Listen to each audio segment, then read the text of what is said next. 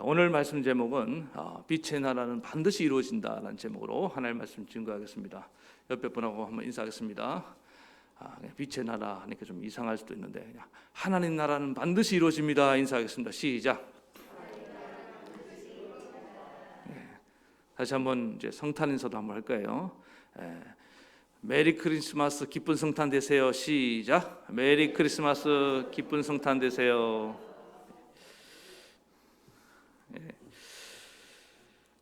우리는 전례 없는 지금 성탄 시즌을 보내고 있습니다. 그러나 하나님이 우리 모두에게 그 이상의 큰 은혜를 주실 줄로 믿습니다.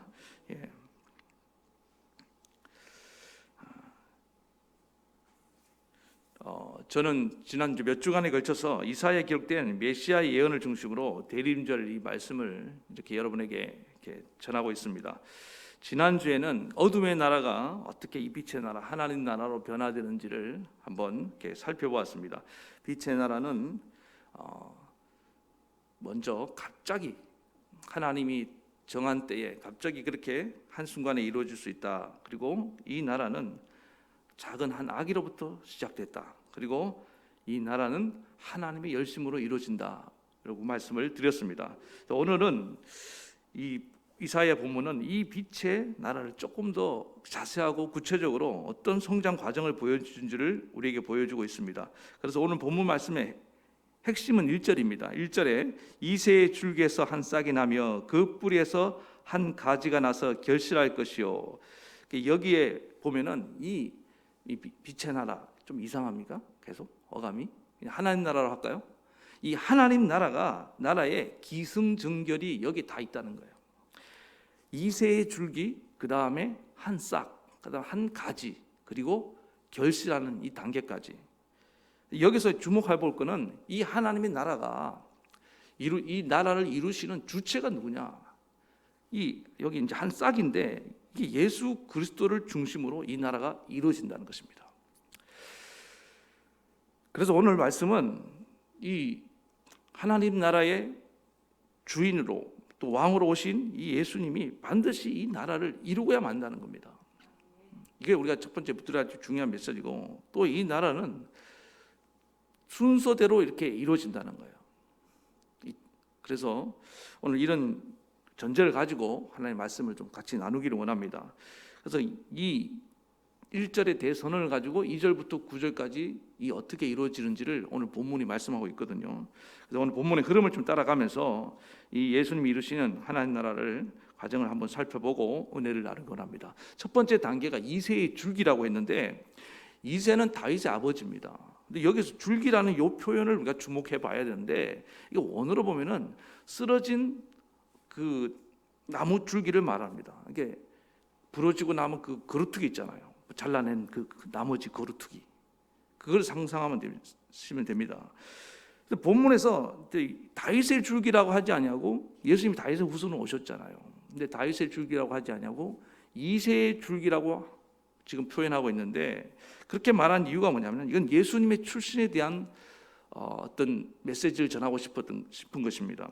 예수님이 그러니까 이런 다 부러진 거루투기 같은 그런 곳에서 태어나실 것을 지금 예언하고 있는 것입니다. 다윗도 왕이 되기 이전에 그 이새의 집안이 뭐 그렇게 대단한 집안은 아니었습니다. 그 목동으로 이렇게 가난한 가정의 목동으로 그렇게 살지 않았습니까?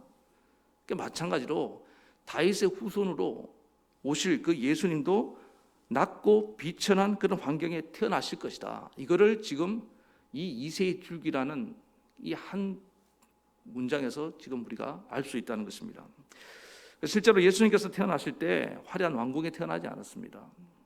예수님은 정말 낮고 천한 마을 그 베들레헴 마구간에 태어나셨습니다. 마구간 말구유에. 그리고 예수님은 어떤 그런 소위 말하는 금수저로 태어나신 게 아니잖아요. 가난한 목수의 아들로 태어나셨다는 게 뭡니까? 오늘 이 이새의 줄기가 바로 그런 예수님의 출신에 대해서 말씀하고 있다는 것입니다.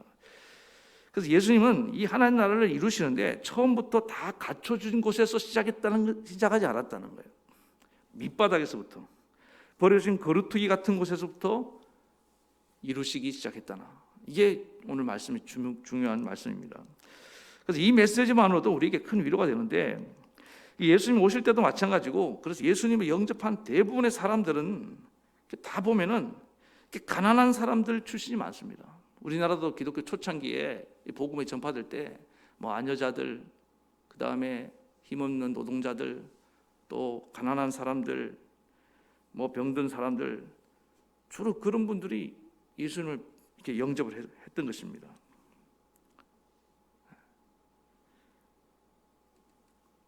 그 이유 중에 하나가 뭐냐면은 예수님이 출신과 무관하지 않다는 거예요. 예수님도 우리처럼 이렇게 가난하고 연약한 모습으로 오셨다. 거기서 뭐가 일어납니까? 공감이 일어나는 거예요. 초대교회 사도 바울도 자기가 개척했던 그 고린도 교회, 고린도시라는 자체는 굉장히 부유한 시입니다. 구성원들 중에 부자들도 많았어요. 그런데 그런 교회를 향해서도 사도 바울이 이렇게 말합니다. 고린도전서 1장 26절에 보니까 형제들아 너희를 부르심을 보라. 육체를 따라 지혜로운 자가 많지 아니하며 능한 자가 많지 아니하며 문벌 좋은 자가 많지 아니하도다. 그 고린도라는 도시 속에서도 교회에 나온 사람들은 다 힘없는 사람, 가난한 사람들, 또 별로 못 배운 사람들이 주류를 이루고 왔다는 거예요. 부자가 없었다는 얘기 아닙니다. 힘 있는 사람이 없었다는 얘기가 아니에요. 왜 그들이 예수님을 쉽게 받아들일 수 있었느냐? 예수님이 출신 배경과 무관하지 않다는 거예요. 예수님이 금수저가 아니라 흙수저로 태어났기 때문에 우리의 형편, 우리의 아픔을 잘 이해하실 것이다. 여기서 마음이 활짝 열린 겁니다. 히브리서 4장 15절에 우리에게 있는 대제사장은 우리의 연약함을 동정하지 못하실 리가 아니요. 이전 성경에는 체휼이라는 단어를 썼는데 모든 일에 우리와 똑같이 시험을 받으신 이로되 죄는 없으시느니라. 우리가 똑같이 시험을 받았다는 이 얘기가 뭡니까? 우리가 당하는 인간의 그런 슬픔과 고통과 아픔, 이런 모든 상황에 예수님이 다 처해 보셨다는 거예요. 우리 한국교회 초창기만 해도 아까 말씀드린 것처럼 여자들, 아주 힘없는 사람들, 가난한 사람들이 많이 믿었거든요. 이런 공감이 아주 예수님을 생각할 때 놀라운 공감대가 막 형성이 일어났습니다. 만약에 예수님이 권력을 가지고 오셔서 복음을 전했다면 그런 생각을 했을 겁니다. 당신이 우리의 고통을 아느냐? 또 부자가 되어서 복음을 전하셨으면 당신 우리 가난을 아느냐? 어떤 그런 거부감, 위화감 이런 것들로 아마 멀리했을지도 모릅니다. 그러나 보니까 예수님이 그냥 평범한 목수의 아들이야. 별로 우리와 다를 게 없어요. 그런데 그 안에 뭐가 있습니까? 생명의 말씀이 있고 우리를 구원하는 복음이 있었던 것을 여러분 기억하시기 바랍니다. 이름만 돼도 알 만한 유명한 목사님 이제 일화인데 초창기 때 1950년대 이제 6.25 직후니까 온 나라가 가난한 때 아닙니까? 그때 서울 근교에서 마을에서 개척을 했습니다. 그래서 열심을 가지고 복음을 전하러 갔습니다. 복음을 어떤 젊은 세대에게 복음을 전했는데 이렇게 했다는 거예요. 예수 믿으면 천당 갑니다. 그러나 당신이 예수를 믿지 않으면 지옥 갑니다. 틀린 말이 하나도 없죠. 예? 여러분 예수 믿으면 천국 가는 거 믿습니까? 안 믿어요? 우리 믿어요. 그리고 예수 안 믿으면 지옥 가요. 잘못된 게 하나도 없어요. 그랬더니 그 세대기 그러더라는 거예요. 함경도 사투리로 뭐 지옥 여기가 생지옥인데 이보다 더한 지옥이 어디 있냐? 나는 겁이 나지 않는다. 나는 그런 예수 안 믿는다. 만약에 천국이 있다면 천국의 조각이라도 나한테 좀 보여달라. 일부분이라도 좀 보여달라. 그럼 내가 믿겠다 그랬다는 거예요. 전도사님이 할 말을 잃었다는 거예요. 복음을 전하러 갔다가 자기가 전도하러 갔다 오히려 전도를 당하고 온 거예요. 그리고 돌아와서 너무나 실망을 해서 하나님 앞에 그냥 하소연하면서 기도하기 시작했다는 겁니다. 하나님, 내가 이 청춘을 바쳐서 주의 종이 되어서 복음을 전했는데 아무리 해도 저들이 듣지 않습니다. 도대체 뭐가 문제입니까? 저는 이제 자신이 하나도 없습니다. 어떻게 하면 좋습니까? 그리고 막 간절히 기도하는데 하나님 마음속에 성경을 다시 읽어봐라 그런 감동을 주시더라는 거예요. 그래서 신약 성경 복음서를 읽기 시작했습니다. 놀라운 것을 발견한 거예요. 예수님이 전한 복음은 전혀 다르다라는 거예요. 그 예수님이 전한 복음은 어떤 복음이냐? 실제로 천국을 가져다 줬다는 거예요. 눈먼 자가 눈을 뜨고 안전병에 일어나고 가난한 자가 부해지고 귀신이 떠나가고 예수님이 가는 곳마다 천국이 임하기 시작했더라는 거예요. 그 세대기 말했던 것처럼 천국을 보여달라. 실제로 예수님은 말로만 복음을 전한 것이 아니라 천국을 가져다 주면서 복음을 전하기 시작했다는 거예요. 아, 이거구나. 다시 용기를 내서 그 부인을 찾아갔다는 겁니다. 찾아가 그 부인 이름이 이초희 씨란데 내가 다시 왔다고. 그러면서 이렇게 말했습니다. 내가 당신 팔자를 고쳐줄 사람을 알고 있다. 그 사람을 만나게 해줄 테니까 나를 따라오라. 그 사람을 만나면은 당신 남편이 지금 이렇게 허구한 날 술을 품마시고 일도 안 하는데 술 끊고 직장에 가게 될 것이다. 그리고 당신 아들들 봐라. 저렇게 거름뱅이처럼 학교도 안 가고 저렇게 다니고 있는데 학교도 가게 될 것이다. 그러니까 지난번에 그렇게 싸늘하게 거절했던 그 부인이 얼굴 화색이 탁 돌면서 정말로 그런 사람을 알아요 하면서 따라오더라는 거예요.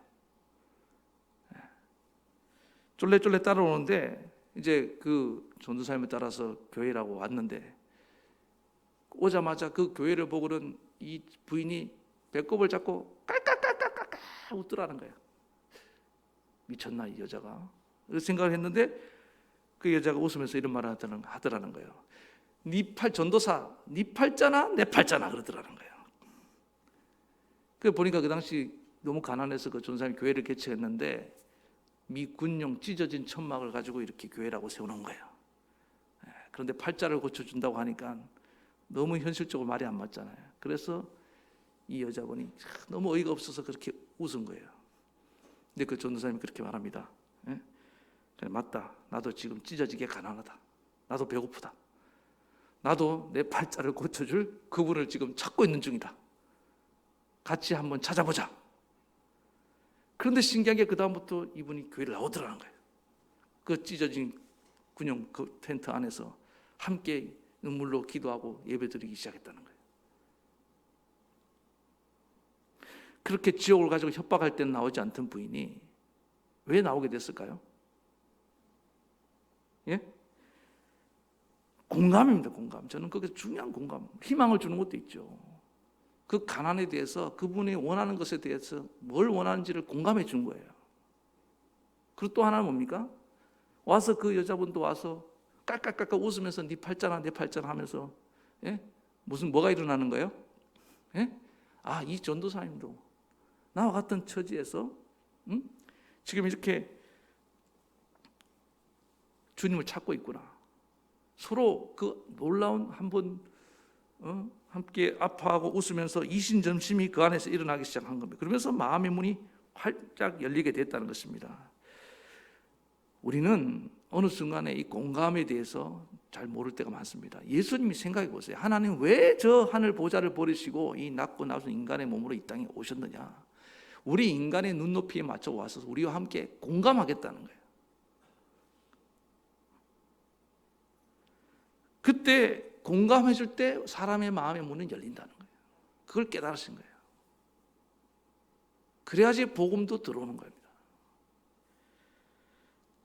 저는 우리가 기억하십시오. 어떤 우리 형편과 처지에 있든지 주님은 우리와 공감하실 수 있는 분인 줄 믿습니다. 저도 아플 때마다 항상 예수님의 그 십자가를 생각합니다. 여러분, 저도 집이 없을 때 항상 나도 예수님 요도 굴이 있고 뭐 그랬잖아요. 뭐도 있는데 나는 머리 둘 곳이 없다. 저는 거기서 얼마나 큰 위로와 은혜가 되는지 몰라요. 거기서부터 시작한다는 거예요. 여러분이 지금 문제를 갖고 있는 그 모든 문제 예수님이 충분히 공감하실 수 있는 줄 믿습니다. 예. 그래서 우리가 생각할 건 뭐냐, 나의 이 가난함이, 나의 약함이, 나의 상처가 결코 부끄러운 게 아니라는 겁니다. 쓸모없는 게 아니라는 거예요. 그걸 통해서 하나님은 뭐냐, 다른 사람을 공감할 수 있는 도구로 사용하신다는 겁니다. 지금 아프죠? 아픈 사람을 공감할 수 있는 자격을 갖추게 되는 거예요. 한 번도 아파보지 않은 사람이 아픈 사람을 어떻게 위로하겠습니까? 그렇지 않아요? 그래서 예수님도 사도 바울도 그 가난과 약함을 부끄러워하지 않았어요. 이걸 통해서 다가갈 때 너희들의 마음의 문이 활짝 열리게 될 것이다. 그러므로 오늘 예수님이 이새의 줄기로 태어나셨습니다. 지극히 가난한 자의 모습으로 오셨습니다. 약한 자의 모습으로 오셨습니다. 여러분, 약하다고 낙심하기 전에, 가난하다고 아프다고 절망하기 전에 이 예수님의 모습을 기억하시기 바랍니다. 그래서 그걸 통해서 오히려 거기서부터 이제 하나님의 새 일이 시작된다는 것을 기억하고 용기롭고 나아가는 믿음의 종들 되기 바랍니다. 두 번째 단계는 거기서 한 싹이 난다고 말씀했습니다. 지난주에도 한 아기로부터 이 하나님 나라가 시작된다고 말씀을 드렸는데, 이 거루트기는 어떻게 보면 현실적으로 보면 도저히 불가능한 것입니다. 거기서 여러분, 오래된 고목의 그 거루트기에서 싹이 나는 게 쉽습니까? 어떻게 보면은 새 생명이 올라온다, 이거는 거의 불가능에 가까운 얘기라는 것입니다. 근데 어떻게 가능하냐? 오늘 2절에 보니까 그 위에 여호와의 영, 곧 지혜와 총명의 영이요 모략과 재능의 영이요 지식과 여호와를 경외하는 영이 강림하시리니, 이게 성령의 임재를 말하는 거 아닙니까? 이게 예수님은 시작부터 성령으로 시작하신 분인 걸 여러분 믿습니까? 예수님이 성령으로 잉태하셨습니다. 성령과 함께 태어나신 분이라는 거예요. 그래서 처녀가 잉태하는 건 불가능하다고 했잖아요. 이게 불가능하니까 잘 못 믿을까 봐요. 예수님 탄생할 때 그 마리아의 친족 엘리사벳이라는 여인이 늙고 임신하지 못하고 있었는데, 봐라, 벌써 잉태한 지 6개월이 되었다. 성령의 능력이 이와 같이 불가능을 가능케 하느니라. 그래서 성경에 보면은 이 성령의 사건으로 잉태한 예수님은 물론 완벽하게 성령으로 잉태하셨죠. 그러나 뭐 사라라든지 또 한나와 같은 여인들, 불임 여성들 보세요. 그의 태의 문을 여신 것은 성령의 능력인 줄 믿습니다. 그걸 보여주는 거예요. 그리고 예수님이 본격적으로 하나님 나라의 사역을 시작할 때, 공생애를 시작할 때도 요단강에서 세례를 받았을 때 하늘이 열리고 비둘기 같은 성령이 예수님에게 임하신 것을 기억하시기 바랍니다.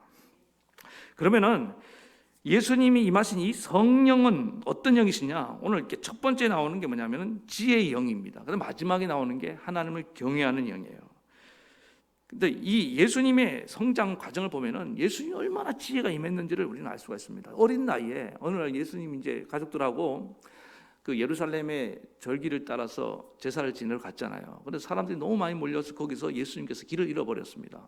사실은 잃어버린 게 아니에요. 그래서 부모님들이 예수님 어디서 찾았습니까? 성전에 들어가니까 거기서 율법 교사들과 막 토론을 하고 있는, 성경 토론을 하고 있는 거예요. 그 어린 예수님이.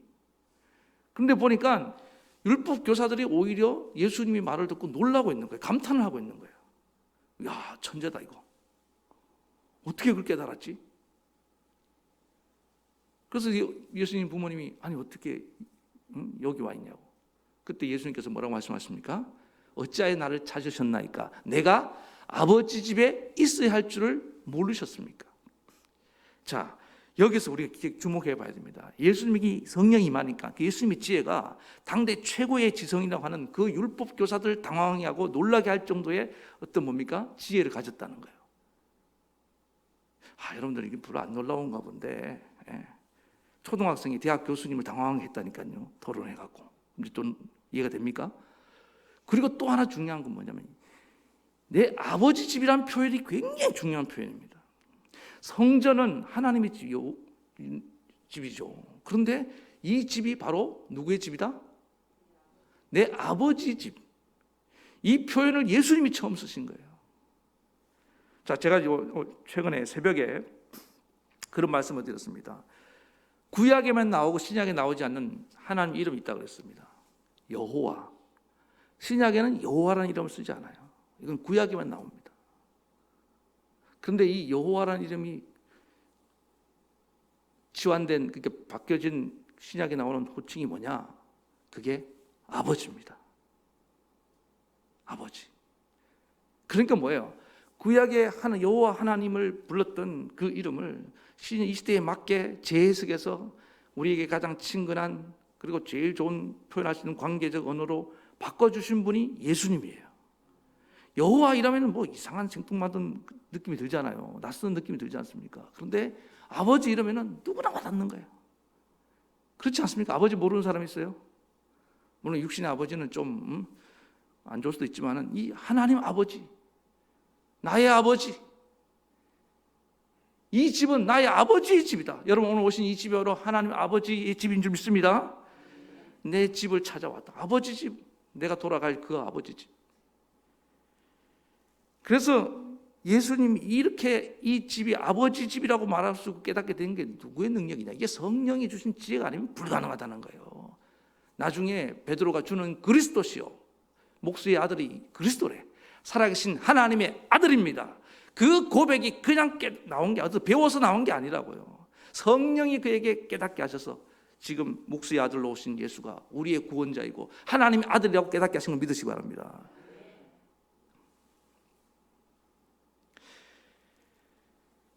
우리가요, 이 성령이 임하지 않으면 배워도 배우는 게 아니에요. 아는 게 아니에요. 알아도 아는 게 아닙니다. 지식만 쌓인다고 그게 믿음이 자라는 게 아니잖아요. 진리에 도달해야 되는 줄 믿습니다. 내가 믿는 하나님이 누군지를 바로 알지 못하는데, 그 하나님은 나의 아버지와 같은 분이다. 너희가 구약의 여호와라고 그렇게 받들어 보셨던 그분이 너희에게 다가오신 인자한, 너희에게 모든 것을 채워줄 수 있고 능히 구원하시는 아버지 같은 분이야. 그렇게 예수님께서 말씀하고 있는 겁니다. 그래서 이 초대교회도 예수님께서 이 성령의 능력이 절대적으로 필요한 걸 알기 때문에 예루살렘을 떠나지 말고 약속하신 보혜사 성령이 올 때까지 기다리라고 말씀하신 것입니다. 그래서 성령이 임하니까 그 오합지졸의 제자들이, 그 두려움이 가득했던, 예수님이 십자가에 죽고 나니까 얼마나 두려웠습니까? 다 도망치는 그들이 용기 백배해서 죽음도 두려워하지 않고 감옥에 가는 것도 불사하고 담대히 나가서 복음을 전하는 사도들이 되고, 그때 교회가 부흥될 수 있었던 원천이 어디 있었습니까? 성령의 임재인 줄 믿습니다. 오순절날 그들이 간절히 기도하는 가운데 위로부터, 오늘도 보니까 위로부터 성령이 그들에게 임했습니다. 간절히 바라기는 저는 우리 교회 모든 성도들에게 하나님 위로부터 여러분 성령을 부어주기를 원합니다. 성령을 받아야 되는 거예요. 말씀을 들어도 그렇게 깨닫는 거예요. 요즘 교회의 위기를 얘기하는데 점점 이 시대가 성령의 임재가 희귀해 가고 있는 겁니다.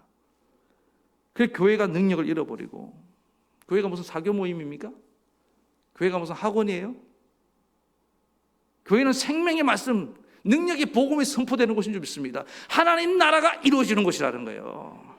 근데 왜 그 나라가 이루어지지 않고 맨날 갈등이 일어나고 싸우냐고요. 성령의 능력을 잃어버렸기 때문인 거예요. 여러분 간절히 사모하며 기도해 주시기 바랍니다. 우리 교회 가운데 하나님 성령의 기름 부음이 넘치기를 원합니다. 그때부터 교회가 교회답게 나아가는 거예요. 그 다음 단계는 가지라고 했습니다. 한 가지. 자, 식물이 열매를 맺는 데 있어서 가지는 가장 중심에 있습니다. 그리고 이 가지가 뿌리로부터 양분을, 또 잎으로부터 그 탄소 동화작용을 통해서 이런 소통이 원활하게 왕성하게 일어날 때 그 나무가 열매를 맺게 됩니다. 마찬가지로 하나님 나라가 이루어지고 열매를 맺으려면은 중요한 건 예수님의 이 사역이 있었다는 거예요. 왕성한 사역이 3년 반 동안 일어났습니다. 자, 그 사역의 내용을 오늘 본문 압축해서 이렇게 말하고 있는데 3절부터 5절, 그가 여호와를 경외함으로 즐거움을 삼을 것이며 그의 눈에 보이는 대로 심판하지 아니하며 그의 귀에 들리는 대로 판단하지 아니하며 공의로 가난한 자를 심판하며 정직으로 세상에 겸손한 자를 판단할 것이며 그의 입에 막대기로 세상을 치며 그의 입술에 기운으로 악인을 죽일 것이며 공의로 그의 허리띠를 삼으며 성실로 그의 몸을 띠를 삼으리라. 저는 이게 두 가지로 정리가 되더라고요. 하나는 뭐냐? 여호와를 경외함으로 즐거움을 삼을 것이며, 여호와를 경외하는데 즐거운 마음으로 하나님을 경외하기 시작했다는 거예요. 예수님은. 자, 이게 예수님의 사역의 제일 바탕에 깔려 있는 베이스라고 할 수 있습니다. 예수님은 당시 사람들이 하나님을 하나님에 대한 의무감으로 마지못해서 억지로 형식적으로 드리는 그런 경외하는 사람들이 너무나 많았습니다. 직업 의식들 가지고 제사장들, 율법교사들, 사두개인, 바리새인들 다 보세요. 정말 즐거운 마음으로 하나님을 경외하는 자들이 없었어요. 그런데 예수님은 어때요? 아버지니까, 나의 사랑하는 아버지니까 정말 기쁜 마음으로, 즐거운 마음으로 그렇게 하나님을 경외했다. 이게 뭘 말하나? 이 예배 삶, 예배를 말하고 있는 거예요. 여러분, 우리 성도들의 그 힘의 원천이 예배인 줄 믿습니다. 예수님은 이렇게 성경에 보면 모여서 이렇게 예배하는 장면이 잘 없는 것 같아요. 그러나 예수님은 아침 저녁으로 항상 개인적으로 기도하면서 예배하며 하나님께 나아간 줄 믿습니다. 그래서 하나님을 만나고 그 예배의 감격이 뭔지를 알고 하나님을 예배하는 것이 너무너무 기뻤던 거예요. 거기서 받는 은혜가 예수님의 사역의 원천이었대요. 어떤 활동의 원천이었다는 거예요. 그래서 교회가 제일 중요한 게 뭡니까? 신앙생활에 예배인 줄 믿습니다.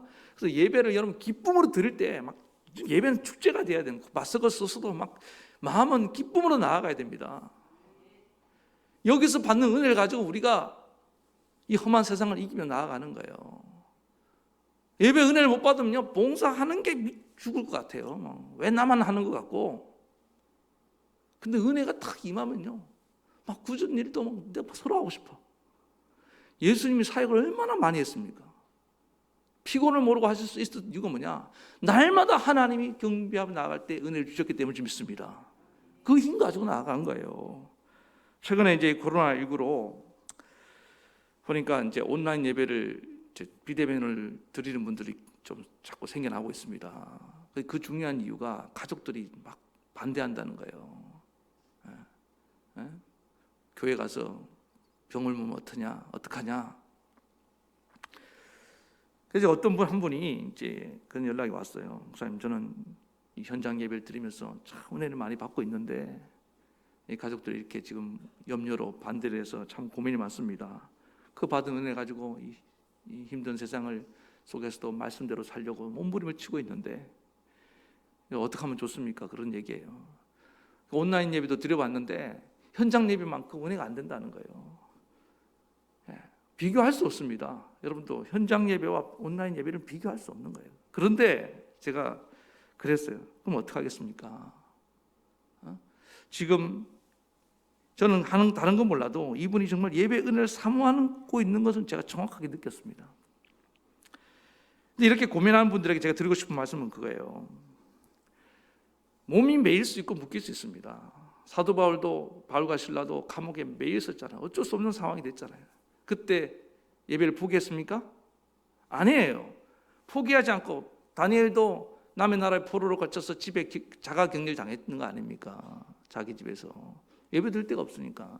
그때 포로 생활하면서 예배를 포기했습니까? 아니에요. 어떻게 했습니까? 있는 자리에서 전에 하던 대로 하나님을 향해서 무릎을 꿇고 기도하며 나간 줄로 믿습니다. 이 말씀 제가 드렸잖아요. 그리고 바울과 실라도 그 감옥에서 찬송하며, 옥중에서 찬송해 봤습니까? 감옥에서? 하나님, 내 이 환경 답답한 현실 속에서도 내 마음은 오직 주님을 향합니다.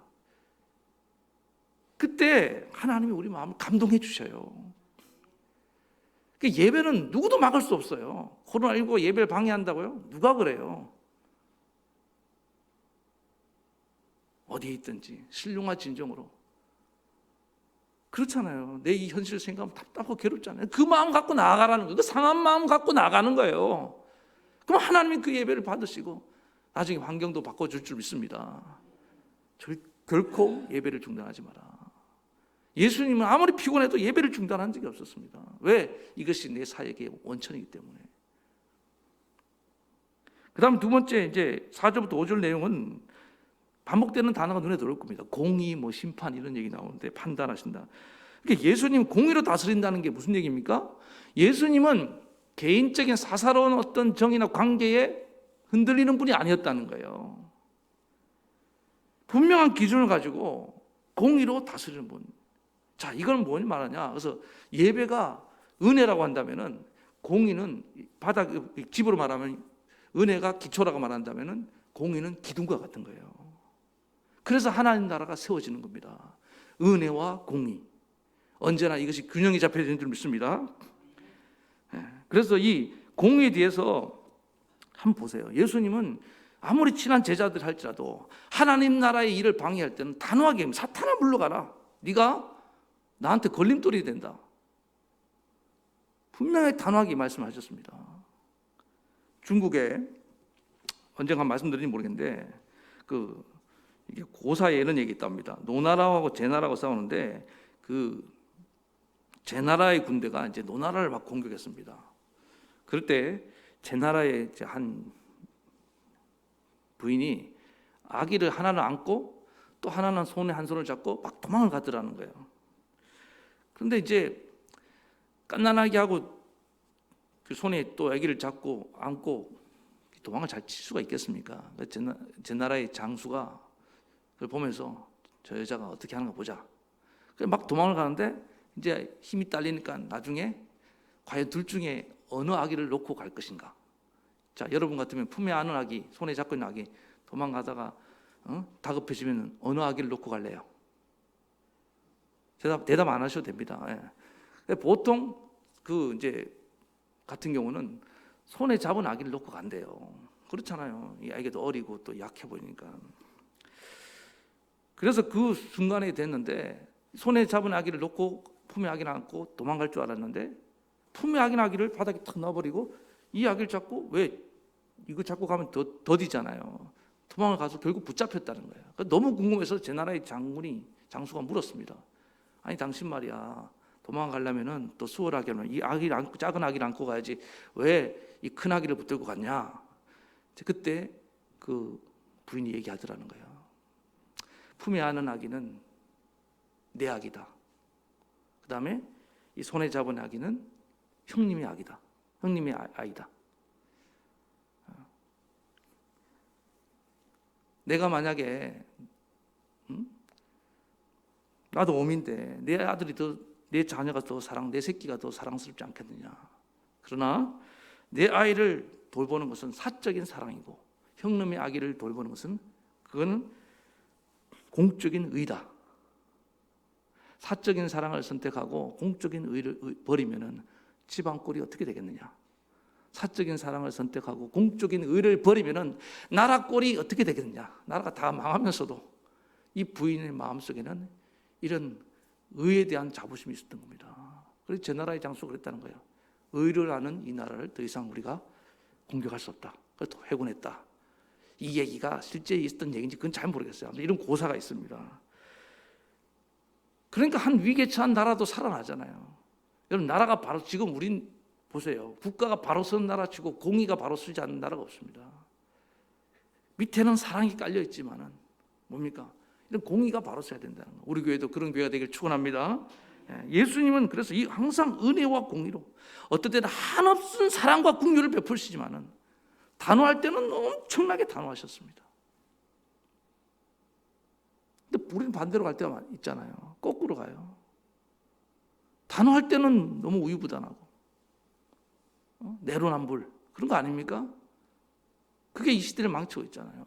자신에게는 좀 엄격하고 다른 사람에게 관대해야 되는데 예수님은 그렇게 하셨다는 겁니다. 그래서 하나님 나라를 세워간 줄 믿습니다. 그 다음에 마지막에 이제 결실인데 자 보세요.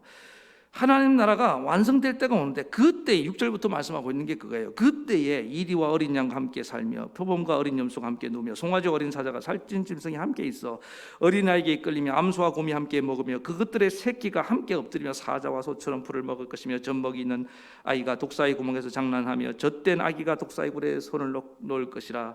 내 거룩한 산 모든 곳에서는 해됨도 없고 상함도 없을 것이며.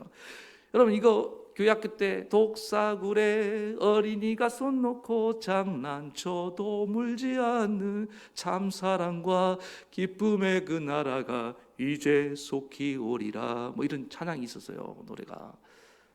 보면은 이걸 딱 읽으면서 여러분 어떤 느낌이 듭니까? 참 뭔가 여기 저는 딱 세 가지 단어가 떠오르더라고요. 사랑이 넘치고 기쁨이 넘치고 평화가 넘치는 모습. 사랑과 희락과 평화. 뭐예요? 성령의 9가지 첫 번째 3가지 열매입니다. 그러니까 이 하나님 나라가 이루어진 모습을 이사야 선지자는 이렇게 짐승을 갖고 비유를 하고 있는데, 사실 이리 같은 인간들이 얼마나 많아요. 예?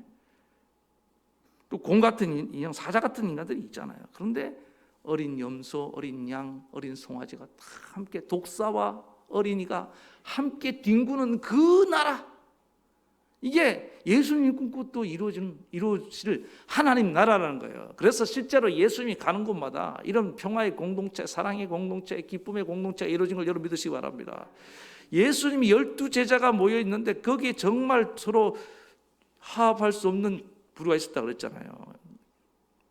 무장 독립 운동 출신 열심당 시몬과 또 매국 노라를 긋는 세리 마태가 한 공동체, 예수님을 중심으로 그 안에서 형제를 나눴다는 건, 이건 놀라운 사건이에요. 지금 좌파 우파가 이게 하나가 됩니까? 정치적으로 이념이 달라도. 그런데 이 예수님 안에서 나를 중심으로 해서 이런 놀라운 하나님 나라가 이루어지더라는 거예요. 그게 어떻게 가능하냐? 그 다음에 이는 이렇게 말하잖아요. 이는 왜냐하면 물이 바다를 덮은 같이 여호와를 아는 지식이 세상에 충만할 것임이라. 그러니까 여호와를 아는 지식이 세상에 충만하면은 그때 이런 놀라운 하나님 나라가 이루어진다.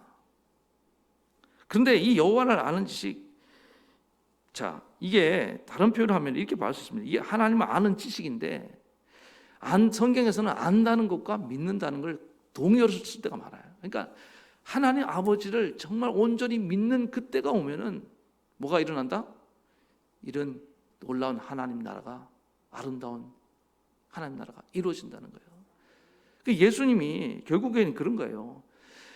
모든 사람들 하여금 내가 발견한 하나님 아버지를 온전히 믿고 따르게 하기 위해서, 하나님과 정말 아는 여호와를 아는 지식을 전파하기 위해서 성령으로 이 가난한 말구에 오셨고, 또 그가 성령이 충만했고, 또 뭡니까? 그가 이 나라를 위해서 정말 은혜와 공의로 다스리신 거예요. 사역을 그렇게 열심히 하신 겁니다.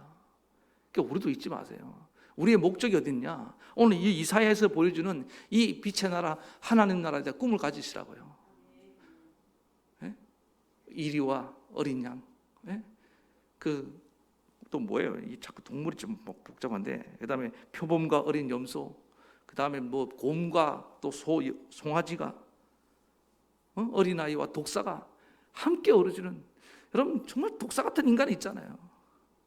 근데 그런 인간도 그런 어떤 잔인함과 어떤 폭력성이 사라지고 어린아이와 함께 어울릴 수 있는 그 생명의 나라, 아름다운 평화의 나라, 사랑의 나라가 임한다. 그런 공동체가 우리 교회를 통해서 이루어지길 간절히 바라겠습니다. 그럼 나아가서 그 공동체가 우리 주변으로, 여러분의 가정에서, 여러분 직장에서, 우리 학생들 학교에서 막 이루어지는 거예요.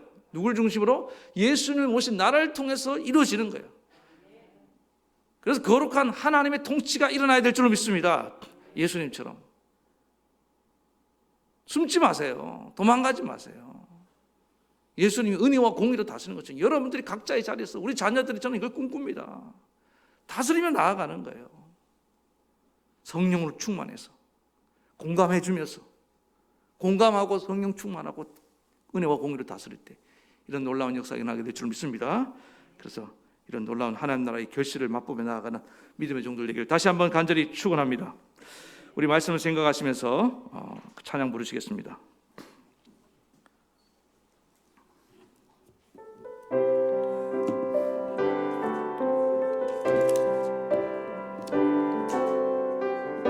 세상 모든 민족이 구원을 얻기까지 쉬지 않으시는 하나님, 주의 심장 가지고 우리 이제 일어나 주 따르게 하소서. 세상 모든 육체가 주의 영광 보도록 우릴 부르시는 하나님, 주의 손과 발 되어 세상을 치유하며 주 섬기게 하소서. 물이 바다 덮음같이, 물이 바다 덮음같이 여호와의 영광을 인정하는 것이 온 세상 가득하리라. 물이 바다 덮음같이, 물이 바다 덮음같이, 물이 바다 덮음같이 보리라. 그날에 주의 영광 가득한 세상, 우리는 듣게 되리 온 세상 가득한 승리의 함성. 물이 바다 덮음같이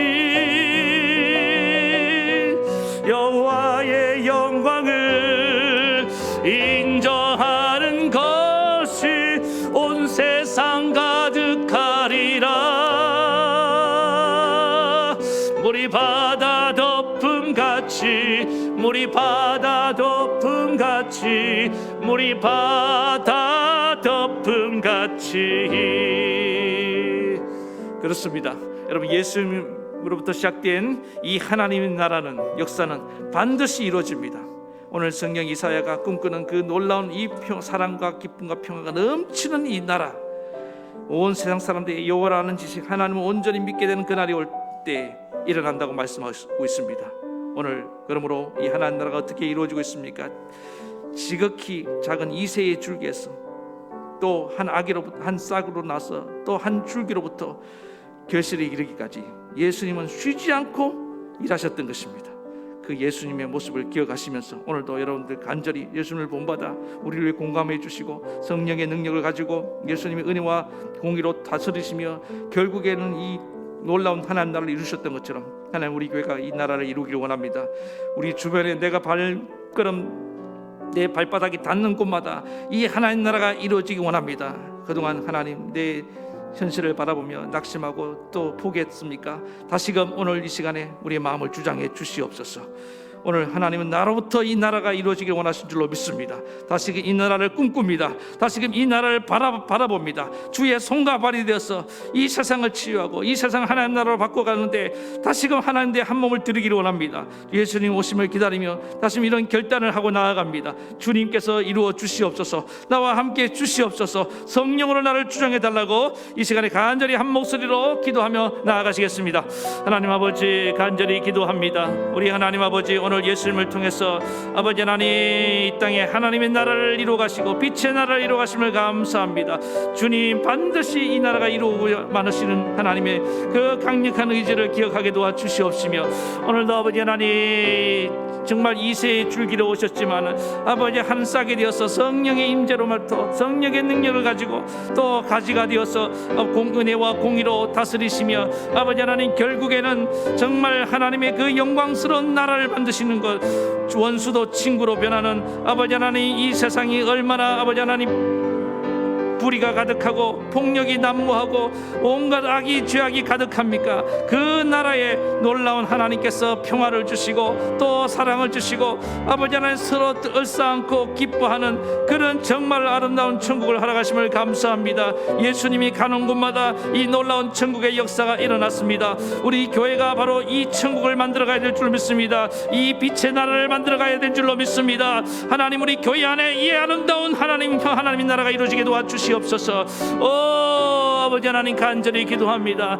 이 나라가 우리 가정에, 이 나라가 우리의 직장과 일터위에, 이 나라가 우리나라 이민족에도 일어나게 도와주시옵소서. 물이 바다를 덮은 같이 여호와를 인정하는 것이, 여호와를 아는 지식이 하나님을 아버지로 온전히 믿는 그 사건들이 온 세상에 일어날 때 바로 이 하나님의 나라가 이루어질 줄로 믿습니다. 주님, 물이 바다를 덮은 같이 주여 우리가 이 꿈을 가지고 나아갑니다. 이 환상을 가지고 나아갑니다. 주여 우리에게 이 비전을 주시옵소서. 눈을 열어서 우리가 이 땅에 것만 바라보지 말게 도와주시옵시며 이 거룩한 비전을 가지고 나아갈 수 있도록 주님 축복해 주시옵소서.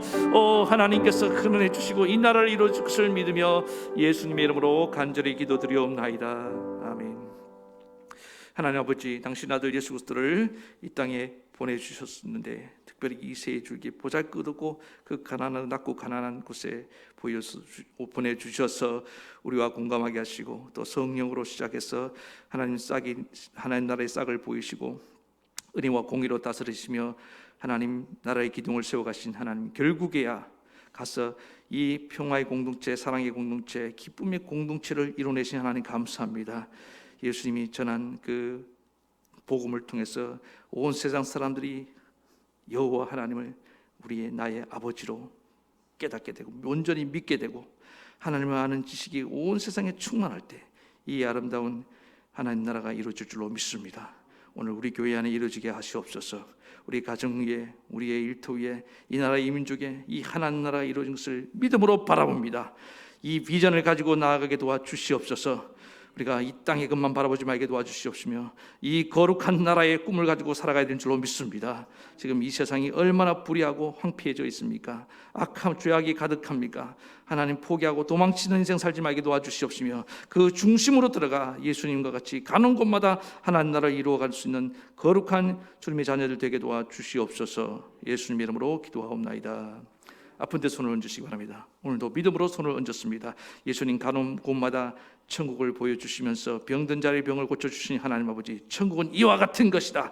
주님께서 손을 얹은 적 아버지의 병든 자가 다 나은 줄로 믿습니다. 주님께서 말씀하신 적 병마가 떠나간 줄로 믿습니다. 오늘 이 시간에 내가 나사렛 예수 그리스도 이름으로 명하노니 저들의 병인 예수 이름으로 떠나갈지어다. 아버지 하나님, 병든 자에게 손을 얹었은 자오니 주님의 손이 되어서 나를 치료해 주시옵소서.